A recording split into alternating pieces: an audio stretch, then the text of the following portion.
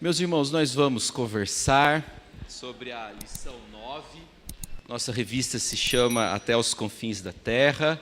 Hoje vamos nos ocupar com a lição cujo título é Missões Transculturais e o Alcance da Cidade. Missões Transculturais e o Alcance da Cidade. Nosso tema tem sido o trabalho missionário, o trabalho transcultural, e hoje vamos tratar sobre o fato de que o Senhor Jesus tem interesse nas cidades. O Senhor Jesus quer alcançar Jundiaí.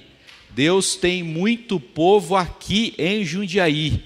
E como é que o Senhor Jesus vai alcançar os seus?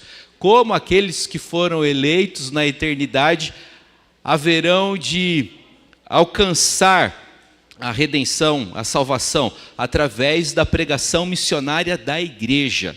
É sobre isso que eu quero conversar com vocês nessa manhã. E para isso eu quero convidá-los para lermos o texto proposto pelo autor da revista, ou melhor, o autor da lição. O texto é Atos, capítulo 8.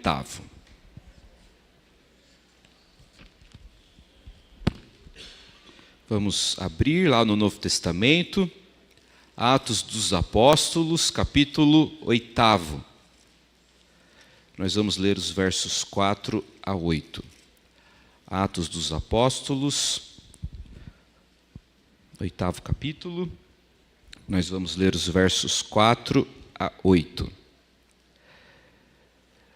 Entre mentes, os que foram dispersos iam por toda a parte pregando a palavra. Filipe, descendo a cidade de Samaria, anunciava-lhes a Cristo. As multidões atendiam unânimes às coisas que Filipe dizia, ouvindo-as e vendo os sinais que ele operava. Pois os espíritos imundos de muitos possessos saíam gritando em alta voz, e muitos paralíticos e coxos foram curados. E houve, como resultado da atividade missionária, como resultado dessas curas, o que aconteceu naquela cidade? Houve grande alegria naquela cidade.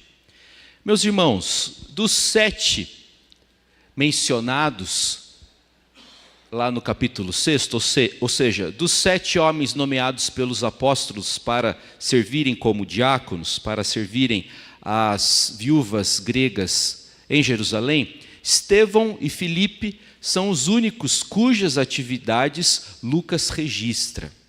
Ok? Então, lá no capítulo 6, nós encontramos a instituição do diaconato, mencionam-se 7 nomes, Prócoro, Timanor, Pármenas, Nicolau, nós temos 7, entretanto Lucas só registrou a atividade de 2, a saber, Estevão e Filipe. Estevão tornou-se o primeiro mártir cristão e Filipe pregou o evangelho na região de Samaria. Isto é, o que nosso Senhor disse que aconteceria, o que nosso Senhor anunciou em Atos, capítulo 1, verso 8, está acontecendo. E o que foi que o Senhor Jesus anunciou? Vamos ver.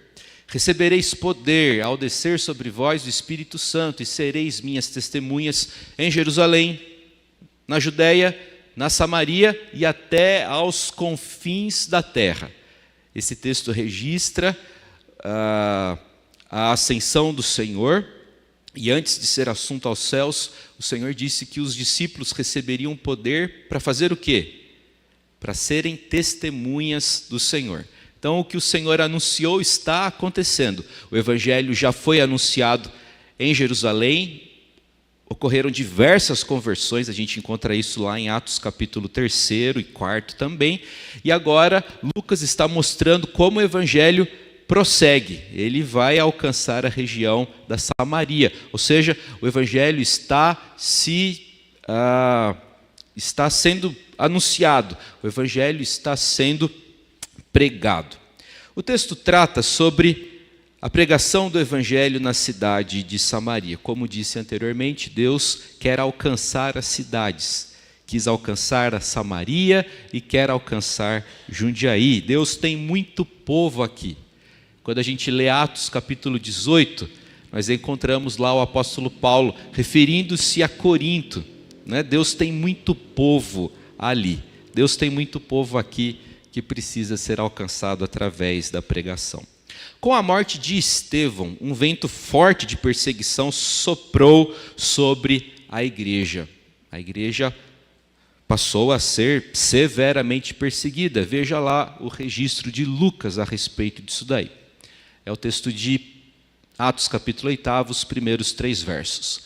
Naquele dia levantou-se grande perseguição contra a igreja em Jerusalém, e todos, exceto os apóstolos, foram dispersos pelas regiões da Judéia e Samaria. Alguns homens piedosos sepultaram Estevão e fizeram grande pranto sobre ele. Saulo, porém, assolava a igreja, entrando pelas casas e arrastando homens e mulheres, encerrava-os no cárcere. A perseguição, gente, foi intensa, foi violenta. E os crentes foram dispersos, ou seja, os crentes que estavam em Jerusalém precisaram fugir dali. Para o Antigo Testamento, o fenômeno da dispersão, do espalhamento, podemos dizer assim, para o Antigo Testamento isso daí é expressão de maldição pactual resultante de infidelidade para com Deus. Você vai encontrar em alguns textos do Antigo Testamento essas ameaças graves de Deus contra o seu povo. Olha, se vocês forem infiéis, eu vou espalhar vocês. Nós encontramos isso, por exemplo, em Deuteronômio 28, Ezequiel capítulo 36. Contudo, essa dispersão aqui aconteceu por conta de fidelidade, não de infidelidade. Estevão foi fiel ao Senhor, isso causou seu martírio, bem como a dispersão dos crentes que passaram a propagar as boas novas de forma mais ampla. Então veja só que o Senhor está usando uma coisa ruim para promover uma coisa boa. Essas são importantes lições que a gente precisa aprender. Deus pode reverter, gente, maldições em bênçãos. Deus, e somente Deus, pode reverter algo ruim em algo bom, algo amargo, em algo doce. Deus pode promover esse tipo de transformação. Deus pode transformar tragédias em esperança. A dispersão não foi agradável. Os crentes precisaram fugir porque estavam sendo perseguidos. No entanto, ao fugirem, Deus usou os seus servos para espalhar o evangelho pelo mundo da época. Veja lá o verso 3. Saulo, porém, assolava a igreja. O verbo grego traduzido por assolar descreve um animal selvagem despedaçando uma vítima. Então, lembre-se lá do último documentário que você assistiu, do Discovery, do National Geographic, falando sobre os leões, né? Imagine lá o leão despedaçando a sua vítima. O termo grego traduzido por assolar comunica essa ideia de um animal violento que está devorando a sua vítima. Ou seja, gente, aquela perseguição não foi apenas uma importunação, tá? Foi uma efetiva tentativa de destruição. O povo de Deus no Brasil, do nosso tempo, não é perseguido. No máximo, a gente é importunado. Vamos admitir isso. Há importunação? Mas perseguição já ocorreu. Mas perseguição que prende, a gente ainda não experimenta isso. Tá? Pode experimentar. Deus pode permitir. Tá? E se permitir, devemos prosseguir fiéis. Do ponto de vista humano, o dia da morte de Estevão foi um dia tenebroso. Contudo, do ponto de vista de Deus, foi o começo de uma grande revolução espiritual, uma vez que a igreja alargou as suas fronteiras. Os crentes saíram de Jerusalém e passaram a pregar o evangelho em um outro estado. Samaria era um outro estado, ok? E a pregação vai estender-se até aos confins da terra. Meus irmãos, o evangelho é uma força irrefreável.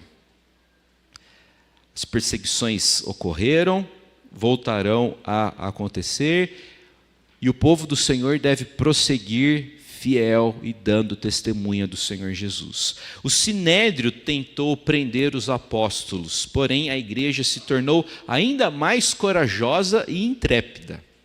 Não é? Paulo prendia os crentes antes da sua conversão, e a igreja continuou crescendo com mais ousadia. Os imperadores romanos tentaram eliminar o cristianismo. Os imperadores romanos ordenaram que crentes fossem executados, que crentes servissem de tochas para iluminar Roma. Os imperadores romanos ordenaram que crentes fossem executados através do martírio em Roma. No entanto, a igreja avançou. As perseguições japonesas e comunistas na Coreia do Sul não conseguiram destruir o cristianismo que existe lá. Aliás, a igreja sul-coreana é uma das mais robustas, uma das mais pungentes do mundo. E, num passado não muito distante, experimentaram severa e intensa perseguição.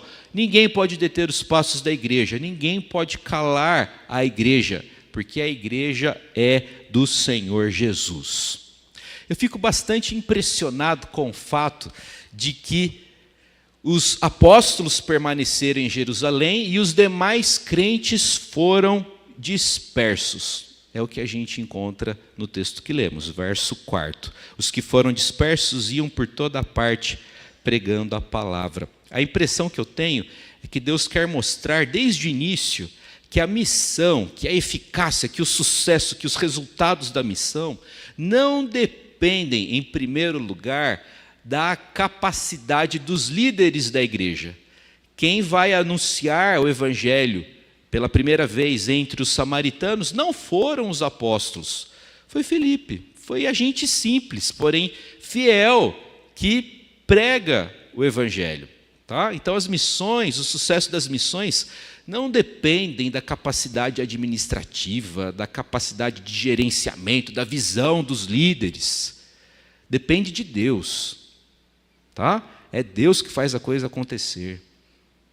Nós não podemos jamais imaginarmos que é a gente que faz alguma coisa, que é o homem que faz alguma coisa. Quem faz é Deus, gente. Tá? O poder é do Senhor. O evangelho é poderoso, não o pregador, não a instituição. Eu acho isso significativo porque o autor de Atos, Lucas, não era apóstolo, nem era diácono. Vocês sabiam disso. Lucas não foi apóstolo. Também não foi diácono. Era um crente que foi extremamente importante, poderosamente usado pelo Senhor para a pregação do evangelho. Então, se você se sente muito incapaz, quem sou eu? Não vou pregar não, quem sou eu? Sou apenas mais um. O outro que fala bonito, você está errado. Você tem que falar, você tem que anunciar, porque o poder é do evangelho. O poder reside na mensagem, não no mensageiro. Ok? Então o desafio de Deus para nós nessa manhã é esse. Devemos anunciar o evangelho para aqueles que estão à nossa volta. Vamos lá, eu quero destacar algumas lições, sendo a primeira delas o seguinte: insistir no que dá certo. Vocês repararam pela tela que eu estou brincando com a frase. Coloquei entre colchetes a palavra não. Então é possível a gente insistir no que não dá certo. Tem gente que é teimosa, já viu que é errado, já viu que não vai dar certo e insiste, teima. Há uma teimosia ruim. Todo mundo está falando, não faz. E a pessoa vai lá teimosamente e faz. Então é possível a gente insistir no que não dá certo.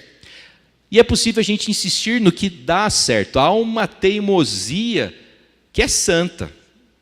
A perseverança, a resiliência é uma manifestação de uma espécie de teimosia, mas para coisas que são santas. Então eu estou brincando com essa palavra. E eu afirmo que os primeiros cristãos insistiram no que aparentemente não dá certo, mas que no mundo espiritual dá certo sim. Olha lá. Os que foram dispersos iam por toda parte pregando a palavra. Entre mentes, o verso 4 começa com a palavrinha entre mentes.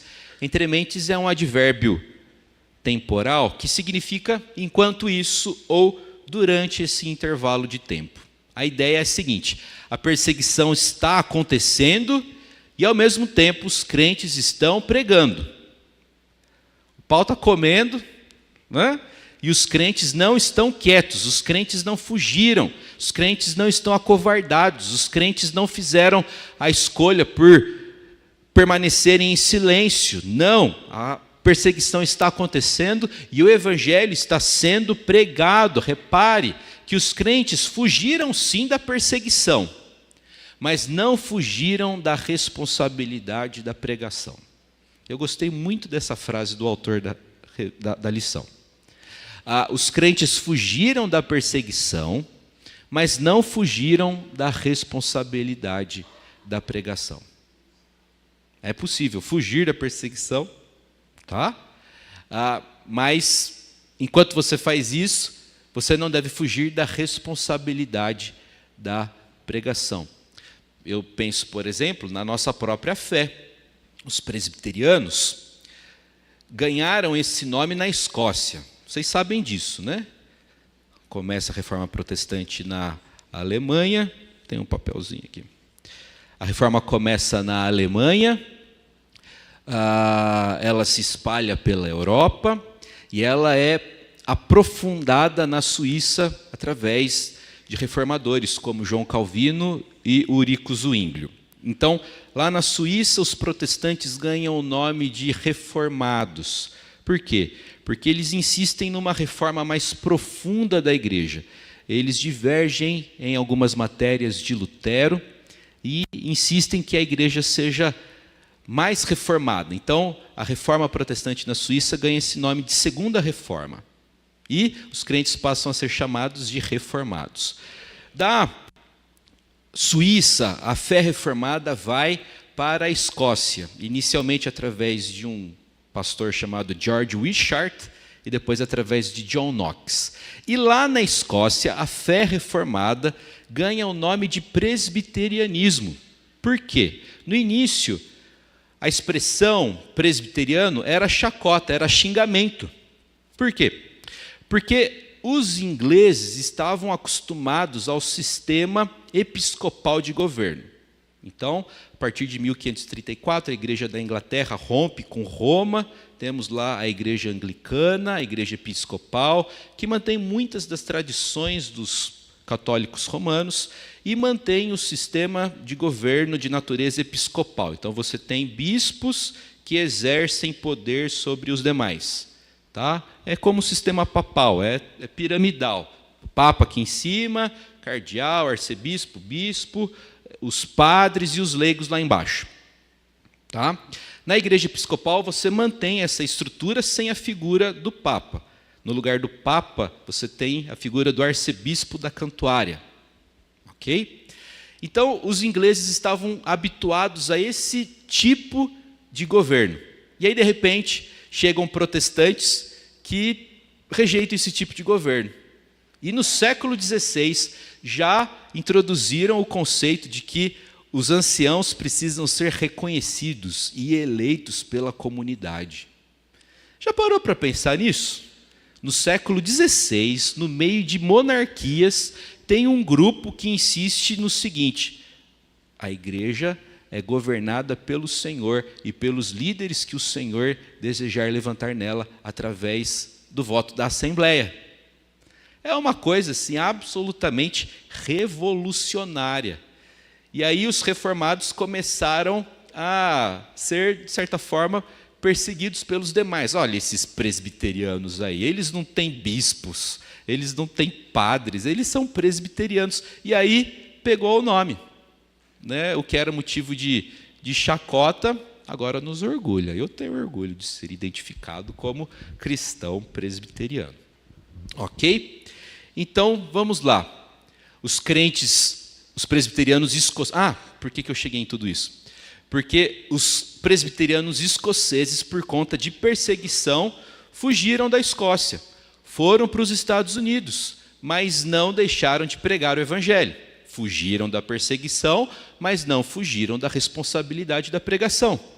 continuaram pregando o evangelho nos Estados Unidos, e dos Estados Unidos a fé presbiteriana alcançou a nossa pátria na segunda metade do século XIX. Então a nossa própria história reproduz isso daqui, reproduz a dinâmica que a gente encontra no capítulo 8º de Atos dos Apóstolos. Então, note que em vez do entusiasmo dos primeiros cristãos se esfriar, aqueles crentes fiéis começaram a anunciar as boas novas a respeito de Jesus por onde quer que fossem. Em vez de se esconderem, em vez de mudarem a tática, os crentes continuaram a fazer exatamente as mesmas coisas que fizeram antes da perseguição. Ou seja, eles insistiram no que aparentemente não dá certo, eles insistiram em pregar, não é? Mas sabemos que a pregação dá certo sim, uma vez que Deus mesmo ordenou a pregação. E aí eu me recordo de Romanos 10:17. A fé vem pela pregação, a pregação pela palavra de Cristo. Nós precisamos, como Filipe e aqueles crentes, pregar e anunciar a palavra de Deus. Deus quer alcançar a cidade.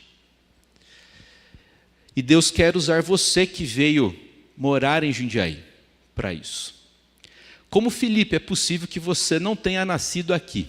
Filipe não era de Samaria. Ele poderia ter assumido a seguinte postura: quer saber, eu não sou daqui. Eu vou voltar para Jerusalém mais cedo ou mais tarde, é meu sonho. Então, durante o tempo que eu ficar fora, eu vou ficar quietinho. Quando eu voltar para Jerusalém, eu retomo as minhas atividades, eu retomo o trabalho que eu exercia na igreja. Foi essa a atitude de Filipe? Não. Mas tem crente que age assim. O camarada se mudou para uma outra cidade. Eu acho que vou ficar aqui temporariamente. O camarada era firme na igreja, no trabalho, lá na outra cidade. Se mudou e se acomoda. Não vou fazer nada não sei se eu vou ficar aqui muito tempo. Para com isso. Para com isso. E outra, na vida, às vezes aquilo que a gente acha que é temporário, torna-se permanente. Não é? Isso daqui vai ser uns 6 meses. Tem 50 anos que você está fazendo a mesma coisa. Eu vou ali para ficar 1 ano. Tem 15 anos. A gente não sabe o que vai ser permanente na nossa vida, o que vai ser transitório. Mas tem coisas que devem ser feitas em todo o tempo. A pregação do Evangelho é uma delas.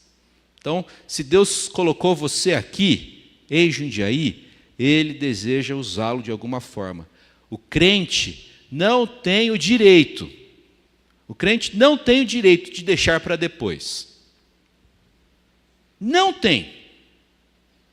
Quando eu voltar para a minha terra. Quando eu resolver esse problema, aí eu vou ser mais frequente. Você não tem esse direito. Sabe por quê?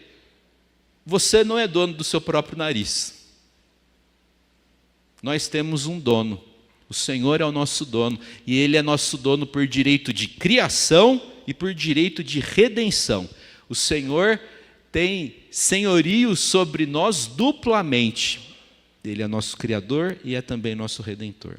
Então, como Filipe, anuncie o Evangelho onde você tiver a oportunidade. E se você está aqui em Jundiaí, Deus tem planos para você aqui. E como já foi dito, Deus tem muito povo aqui em Jundiaí que precisa ainda ser alcançado pela mensagem do Evangelho. Ok? Fala, Zé. Sobre esse aspecto, eu lembrei daquela menina escrava que foi levada por lá Naamã, na terra estranha. Não é isso? Ela, numa terra estranha que não era sua, ela podia pensar assim, ele que se lasque. Não é isso? Mas ela não deixou de falar de Deus, né? E foi uma bênção na vida daquele comandante lá, né? Mas ela podia ficar, não estou na minha terra, né? É verdade, excelente contribuição, o irmão se recordou bem, relacionou bem esse texto com uma passagem lá do Antigo Testamento. Aquela menina era vítima daquela situação, ela era escrava, não é? Poderia ter assumido essa postura de resignação, de tristeza, de vingança, ele que se lasque, ele que se exploda. E às vezes nós assumimos essa postura, não é? Ah, ele me fez tão mal, aquela menina lá não foi legal comigo, eles que se lasquem. Isso daí não é postura de crente. Eu me lembrei, Davi está voltando lá para o Nordeste, e na história do presbiterianismo a gente tem uma figura muito importante de um missionário que era médico, o Dr. George Butler. E conta-se que George Butler foi severamente perseguido por pregar o evangelho. E aí ele foi anunciar o evangelho em alguma cidade do interior de alguma cidade lá do Nordeste, e a turma resistiu muito à pregação do missionário protestante. E certa feita ele passando, alguém foi lá e lhe cuspiu. Cuspiu no George Butler. Imagina só você, alguém cuspiu em você. O George Butler foi embora, ele era médico, e pensou o seguinte, bem, ele analisou o guspe, né? Pô, isso aqui não é coisa de gente que está sadia, né? O que ele fez? Ele assumiu essa postura, ele que se lasque, ele voltou lá, falou, olha, eu sou missionário, Jesus te ama, mas também sou médico, está aqui a medicação. Tá? Não preciso nem falar que Deus usou isso daí para o início de uma igreja no interior de uma cidade lá do Nordeste. Foi um homem que resolveu pregar, a despeito de ser querido ou não, a despeito de ser respeitado ou não. Ele recebeu uma ordem de seu Senhor e quer ser obediente. Pregação é isso, gente. Não é sentir vontade, tá? A gente tem que pedir por oportunidades, e quando elas surgirem, a gente deve pregar. Para com esse negócio de viver com base nas suas emoções. Quando eu sentir vontade, eu perdoo. Não vai perdoar. Quando eu sentir vontade, quando Deus me tocar, eu vou ser fiel. Você não vai sentir essa vontade. Porque a nossa vontade qual é? É de dormir até mais tarde, é de xingar o outro. Fechou você no trânsito, qual é a sua vontade? Fechar o cara também, é ou não é? Cuspiu em você, né? O outro quer cuspir também, a gente já vê tanta cena ridícula lá no Congresso com essa história de cuspe, né? Eu acho tão ridículo, uma coisa tão infantil, uma coisa tão babaca. Futebol também, né? Tem tanta discussão por causa disso. A gente sente vontade dessas coisas tolas. Então, para de ficar esperando sentir vontade para melhorar. Você recebeu uma ordem. Nós recebemos uma ordem. E devemos ser fiéis. Ok? Vamos lá. Oi, Lourdes.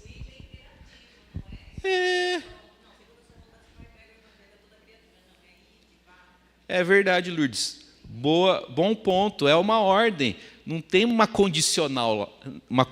Olha, se tiver tudo certinho, se você tiver recursos, se o tempo estiver bom, se não tiver frio, se não estiver chovendo, aí você vai. Não tem isso. Não é? Muito bem. Vamos lá, avançando. Em segundo lugar, vamos tratar sobre o pregador e a sua mensagem. No verso 5, Lucas informa que Filipe, ao descer para a cidade de Samaria, o que fez? Foi turistar. Agora eu estou em Samaria, agora eu quero conhecer os pontos mais legais. Eu vou ver qual é o melhor ambiente para eu abrir o meu negócio. Não que essas coisas sejam ruins, tá, gente? Não é esse o meu ponto, é super legal visitar, né, fazer turismo. O meu ponto aqui é nos determos àquilo que foi importante para Lucas. Lucas, na história que ele está contando, fez questão de dizer que Filipe parou na Samaria e fez o quê? Anunciou Cristo. O propósito principal dele, a missão precípua do cara, era anunciar a Jesus. E eu quero lembrá-los de que samaritanos e judeus se odiavam. É isso, era ódio. Um não gostava do outro. Tá? Tipo israelense e gente lá da faixa de Gaza. E palestinos. Israelenses e palestinos se odeiam. Tá? Então, judeus e samaritanos se odiavam. Por quê? Por conta do passado deles. Os samaritanos eram um povo mestiço, meio judeu e meio gentio, e os israelitas faziam questão de reforçar isso. Olha, a origem de vocês é híbrida, vocês são mestiços. Né? Lembrem-se que os samaritanos se opuseram à reconstrução do templo no século VI a.C. Mais tarde, no século IV a.C., os samaritanos construíram um templo rival em Gerizim, e isso consolidou a hostilidade entre aqueles dois povos. Eles também modificaram muito a religião. A Bíblia dos samaritanos, por exemplo, se resume à Torá, ao Antigo Testamento, ou melhor, aos livros da lei. Tá? Então, havia muita hostilidade entre samaritanos e judeus. Para os judeus, os samaritanos eram hereges, e para os samaritanos, os judeus eram hereges. Tem uma passagem lá em Lucas, capítulo 9, muito interessante. Jesus quer se hospedar entre samaritanos, mas os samaritanos não querem acolhê-los, não querem acolher Jesus e seus discípulos. Tá? E aí Tiago e João ficaram muito bravos com essa história e falaram para o Senhor o seguinte: Senhor, queres que mandemos descer fogo do céu para os consumir? Tiago e João ficaram indignados com aquela hostilidade dos samaritanos em relação aos israelitas. E fizeram essa pergunta para o Senhor.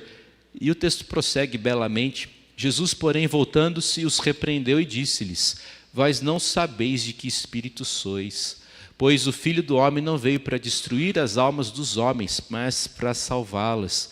E seguiram para outra aldeia. Ok? Então, não havia entre israelitas e samaritanos amizade, havia hostilidade. Entretanto, em Cristo, essas barreiras estão caindo. Então esse papo, eu não gosto de fulano, não vou pregar para ele, está errado.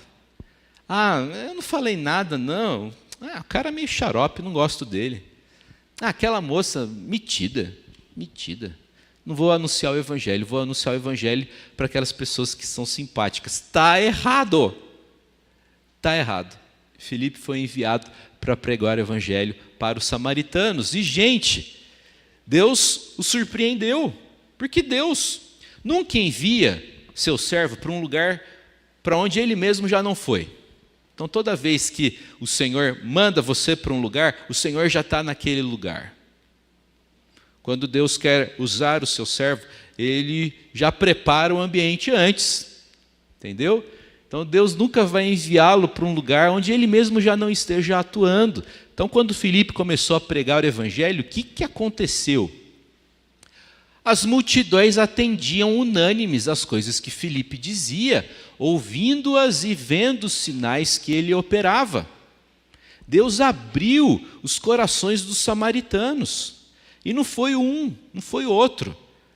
O evangelista Lucas trata sobre multidões de forma unânime, atendendo às coisas que Filipe dizia e operava. O fato é, gente, que as pessoas não só ouviam, mas também viam as coisas que Filipe fazia.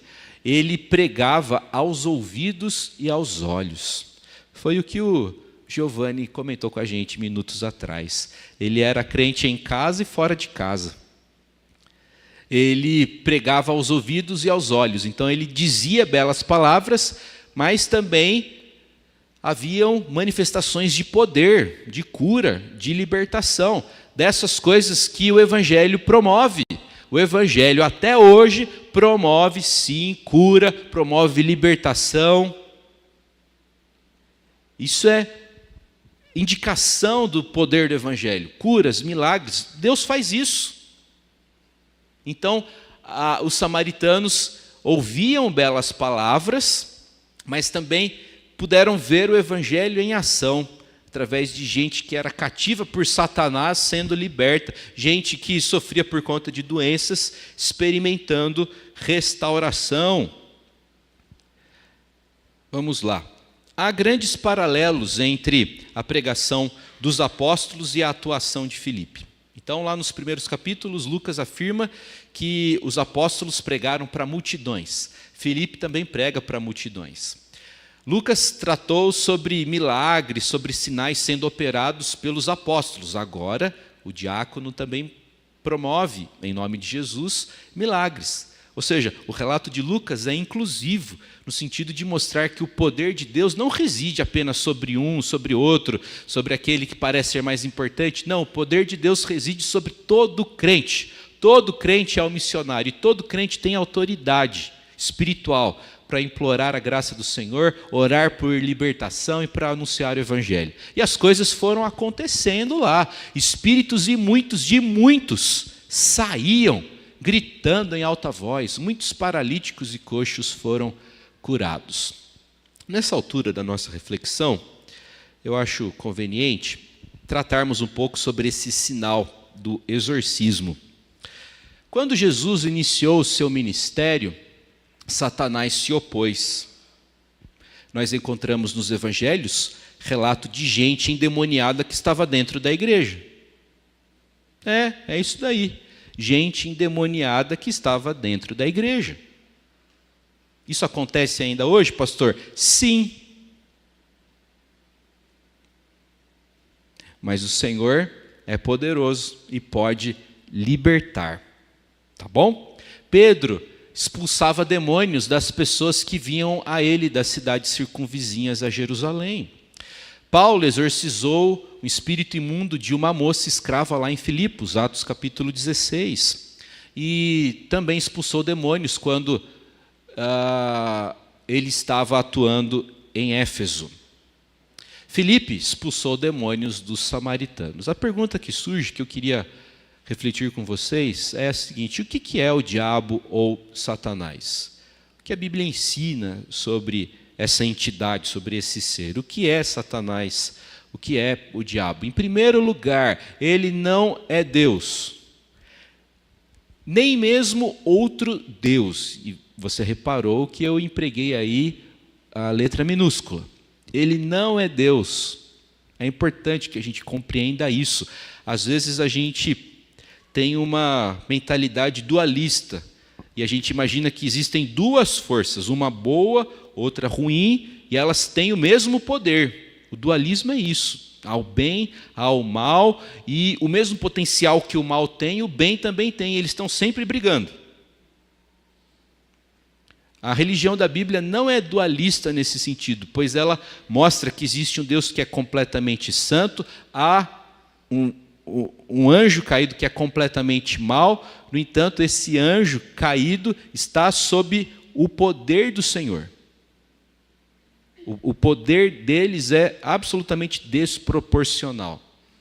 Que Satanás é poderoso? É, muito, mas ele não é onipotente. Então vamos lá. Satanás é poderoso, mas não é onipotente. Satanás comanda legiões. Tá? A Bíblia descreve esse fato de que existem outros anjos caídos que servem a ele na sua empreitada de maldade. Então, Satanás comanda legiões, mas não é onipresente. Tá? Outra coisa, Satanás é inteligente, é traiçoeiro, mas não é onisciente, no sentido de saber o que a gente está pensando, ou de saber como será o futuro. O Senhor, sim, é onisciente. Tá? Então é importante a gente compreender isso daí. Sendo um anjo entre outros anjos caídos, mesmo sendo o príncipe deles, o diabo é um ser criado. Isso significa que ele está sujeito à autoridade de Deus, ao seu controle. Como tudo mais na criação, Satanás é limitado, é dependente, é contingente e, em último caso, destrutível. A respeito dessa realidade da guerra espiritual, queria dividir com vocês a frase de Dietrich Bonhoeffer, lá no livro Discipulado. Satanás tem de ser desmascarado e vencido pelo poder de Cristo. Os apóstolos se põem ao lado de Jesus, devem ajudá-lo a realizar sua obra. Por isso, para essa tarefa, Jesus não lhes nega o maior dos dons, compartilhar de seu poder sobre os espíritos imundos, sobre Satanás, que se apossou da humanidade. Nessa missão, isso daí é uma expressão um pouquinho forte, né? A gente não crê muito nisso. Bonhoeffer era um teólogo luterano, mas em respeito à sua obra eu mantive aí a frase na íntegra. Mas o espírito do texto é interessante. Nessa missão, os apóstolos tornam-se semelhantes a Cristo, fazem a obra de Cristo. Caminhando para o final, gente, o que o Evangelho promoveu naquela cidade? Mais moralidade, mais recursos financeiros. O Evangelho traz isso, né? O resultado imediato do Evangelho é isso, é ficar rico, é ficar mais regrado. É isso? Não. Lucas disse o seguinte, que aquele povo, ao receber Jesus no coração, ao ter os pecados perdoados, ao serem limpos do diabo, o que aconteceu ali? O povo foi tomado de grande alegria. Houve grande alegria naquela cidade. Meu irmão e minha irmã, o Evangelho é uma boa notícia. O Evangelho alegra o coração, o Evangelho exorciza a tristeza, a desesperança, a amargura, o rancor. O Evangelho é a boa notícia de que Deus em Cristo nos quer junto dele. E não dá para ficar triste sabendo disso. O Evangelho é essa mensagem de boa notícia, é uma boa nova. Entre os samaritanos houve grande alegria. Gente, de acordo com Gálatas, 5º capítulo, verso 22, a alegria faz parte do fruto do Espírito. Alegria, paz, benignidade, longanimidade, todas essas coisas bonitas e convenientes ao crente, fazem parte do fruto do Espírito. Lembrando que nós não temos frutos do Espírito, nós temos fruto do Espírito. Todas essas coisas boas devem estar presentes na vida do crente. E uma das manifestações desse fruto é a alegria. E outra, a alegria não é uma opção, é uma ordem de Deus para o seu povo. Olha lá Filipenses 4:4. Alegrai-vos dominicalmente no Senhor. É isso? Alegrai-vos quando a conta estiver azul. Alegrai-vos quando o Vascão ganhou. Quando o Palmeiras está ganhando. Quando o Corinthians avança para... Eu estou falando aqui, eu não sei nada de futebol, gente. Mas eu acho legal quem sabe, viu? Eu falo, mas eu acho legal quem sabe, quem acompanha, quem sabe o nome dos jogadores. O meu pai é palmeirense dos bons mesmo. Fala lá do Vitor Roque. Rock para mim é gênero musical, Vitor Roque e outros jogadores lá. É bacana, é bacana. Mas é isso aí, a alegria não é porque seu time ganhou. A alegria é porque você tem um Salvador. Já parou para pensar nisso, que o Senhor se interessa por você? Imagina se você recebesse um presentinho, um mimo aí de alguém importante, um político que você gosta, mandou uma carta para você, o cara mesmo, e assinou lá. Duvido que você ia jogar aquilo fora, ia virar mimo, né? Ou uma coisa, ia lá agradecer, né? Alguém muito importante que olhou para você. Olha, eu fui na minha mocidade no show do Roberto Carlos. E ele jogou o lenço. Olha aqui o lenço do Roberto Carlos, nem lavei. Ainda tem o suor dele aqui. Fez uma selfie comigo. Eu também, tem gente que eu admiro. Super legal. E a gente se sente importante, né? Olha, fulano lá importante, sabe meu nome, olhou para mim. O Criador, o Redentor, se importa com você. Sabe o seu nome. Deus sabe o nosso nome. Deus pensou na gente antes da fundação do mundo. Nossa, eu quero o Vitor para mim. Ele que já andou, ele vai andar muito, né, nessa vida. O Vitor é um jundiaense forasteiro, porque morou em vários lugares, né? Morou recentemente em Sinop e agora voltou aqui para Jundiaí, está firme aqui com a gente. A gente vai solicitar a carta de transferência dele e da família. Aliás, peço para que acolham o Vitor, Ana e o pequeno Theo, não é? Então é isso, Deus sabe o nome do Vitor, sabia desde a eternidade, sabe o nome da Luzia. Deus se importa com a Luzia desde a eternidade, né? Então nós servimos a esse Deus todo amoroso, e isso deve trazer muita alegria, muita satisfação para o nosso coração. Ainda a respeito da alegria, avançando para o final da nossa conversa, a alegria é uma ordem de Deus ao seu povo. Em Cristo é uma aberração não ser alegre, é mau testemunho, é contra evangelização, tá? Então a Bíblia ensina uma alegria aparentemente arrogante, porque ela não é científica, ela é baseada na fé e não na instabilidade das circunstâncias. Nossa alegria não vem de coisas, vem de uma pessoa, que é Jesus Cristo. A fonte da alegria é a presença de Deus na vida diária do homem. Veja lá o que afirmou o salmista Davi: na tua presença há plenitude de alegria, na tua destra delícias perpetuamente. Então, na presença do Senhor há plenitude de alegria. Então, você que precisa de mais alegria na sua vida, corra para Jesus, corra para o Senhor. Só o Senhor pode nos consolar, só o Senhor pode nos fortalecer. O que mais, gente? Devemos ser alegres por conta da certeza do perdão e da salvação. Alegrai-vos, não porque os espíritos se vos submetem, e sim porque os vossos nomes estão arrolados nos céus. Lucas capítulo 10, verso 20. Concluindo, algumas poucas aplicações. Como Filipe, aproveite as oportunidades que o Senhor te der. Pregue o Evangelho. Fale do Senhor. Ah, pastor, mas eu vou passar só 6 meses naquela cidade. Faça a obra do Senhor lá. E é aquilo. Saiba que quem manda na sua vida é o Senhor. Prepare-se para conviver permanentemente com coisas que você achava que seriam temporárias.